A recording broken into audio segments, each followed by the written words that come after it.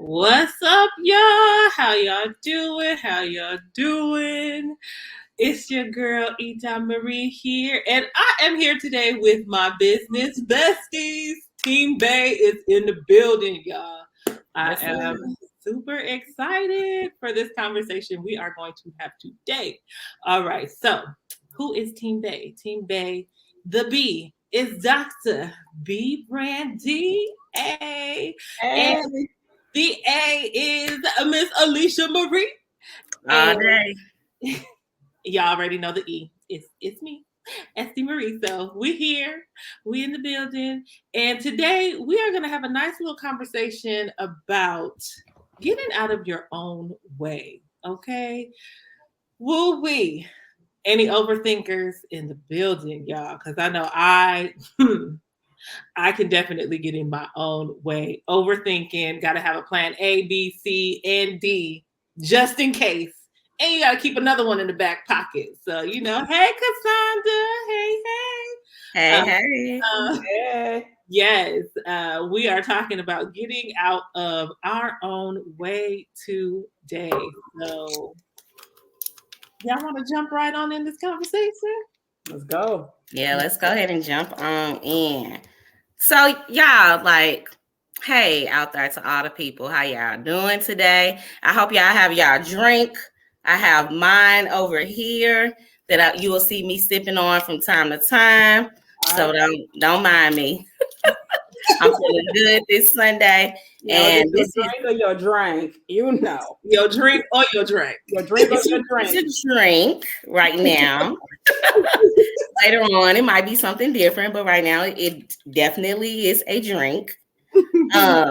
So as we begin to talk about, those things that kind of get us off track, and we're talking about how to get out of your own way, I think the what we need to discuss is what are some challenges that we face as new entrepreneurs? Like, what's happening? What's some roadblocks? Girl, I think the first roadblock is me. Let's be real. We talking about getting out of our own way. I am the thing that's in the way, right? And what does that mean? That means sometimes that fear just stops you from doing what you know you should be doing. Kind of that fear of the unknown, right? So I think I am my greatest thing that gets in the way and my common challenge. So I don't know. What about y'all? Oh, I think I would have to concur. I definitely concur. Cassandra in the comments said, getting started.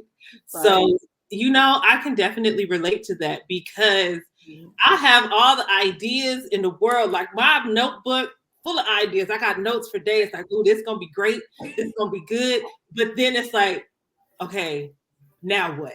It's like, I have the idea, I have the vision, but a lot of times we get stuck in overthinking the execution. I think that is really something that hinders a lot of people to just get started, overthinking the execution. And I think overthinking the over planning, right? Because we always think, like for me, before I even started my LLC, I thought I needed to hit this checklist of everything I needed to do before I got started. Like, I need to get the LLC, I need to do this, I need to do this, I need to get the website, I need to get these business cards, I need to get this. I didn't need all that. Like, I just needed to start. But then also, you don't know what you need until you start, right? And so we get stuck sometimes in overthinking so much that we're over planning that half the things you're probably thinking of you don't even need, at least for me. Right. That's absolutely true. That's absolutely true. I'm going to add to that, though. When you said, me, I am the obstacle, I am the person that's getting in my own way, that really resonated with me.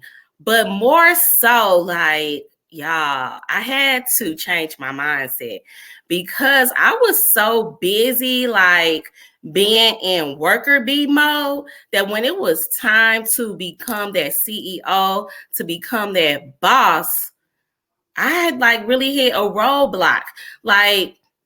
You don't think about how, as an entrepreneur, you don't have to do things the same way that you were doing as an employee, right? So I'm thinking my hours had to be a certain time, like, okay, I'm gonna get up at 6 a.m. and I'm gonna work until it's time for me to go get the kids. Y'all, that did not work, okay? It really did not work because we only were getting up at 6 a.m. because that's what the job called for, right? And all actuality, like I needed to adjust my hours. I needed to be from like 10 to 2 because after I dropped the kids off, I needed to decompress. I needed to get some personal things, off my list. I had to do my affirmations. I had to make myself some breakfast, make some time to work out or move, all these different things. And so like understanding that you are the boss and like the game changes, that was a really big thing for me. So I would definitely say mindset. Yeah. When you mentioned something like for those that are like starting businesses, when you talk about working the work schedule, like I'm still there, right? So I still have to do that. But then how do I then put as much time into my business as I do my job, right? I'm a stellar employee. Ask anybody, they know. But like I need to be able to put that much effort into my business, So I'm waking up at 6 o'clock in the morning. I'm getting to work early. Why am I getting to work early? Like I could actually take that extra half hour to an hour and work on my business in the morning, get some things started, because again, I don't get paid to get there early and I don't get paid to stay there late. So Brandy leaves at 5 o'clock on the dot, and people know you cannot talk to me, can't text me about work at 5:03. It's not gonna happen. You will get a response at 9:00, right? And so, like for me, but also at the same time, working a 9 to 5 can get in some, get in your way of keeping your business or keeping that consistency in working on your business. But it's all in what you just talked about, that mindset, right? Like I have this goal that I don't want to be working 9 to 5 unless it's by choice. But my choice is not going to be 9 to 5 anyway. It's going to definitely end before 5, but at least, and it's going to start after 9. But that's going to be my choice. And so, like for me, that is definitely the mindset because I need to get out of, or at least put in the effort that I give to the other people's dream as I do like to my own, and give it to my own as much as I give it to other people's dreams. So yes, that is key. Like there was some post that I saw the other day, and it was a male, and he was basically saying, like, we have to love and respect ourselves enough to give our own dreams and our own visions the same energy that we're giving to these other people's dreams. Because we'll get up for the job, we'll get up for the employer, but when it comes to our own stuff, we'll make an excuse and we'll find a reason for whatever that it won't go through, and we won't follow through on what we need to do. And I think that right there is major. It's that mindset shift, like Alicia said. Like your mind has to be in a place where you're willing to put that same energy, if not more, into your own stuff than you're putting into somebody else's. You definitely need more. Let's go ahead and say that, because entrepreneurship is not for the weak. Okay. If you don't get out there and make your sales, if you don't pitch your sales, you're not going to eat. If you don't do certain things that lead to lead generation, like you're not going to eat. And so I think that is like definitely the biggest push, right? Because Estee, you and I, like we left the school system and this is what we do full time. Whereas Brandy still works a 9 to 5. But let's just say when she's done with work, you guys, she is definitely on with us. We have an accountability / push group.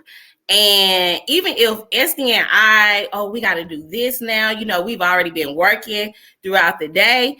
B will be like, no, y'all need to get y'all behinds on her like right now, okay? And so she really goes hard with that.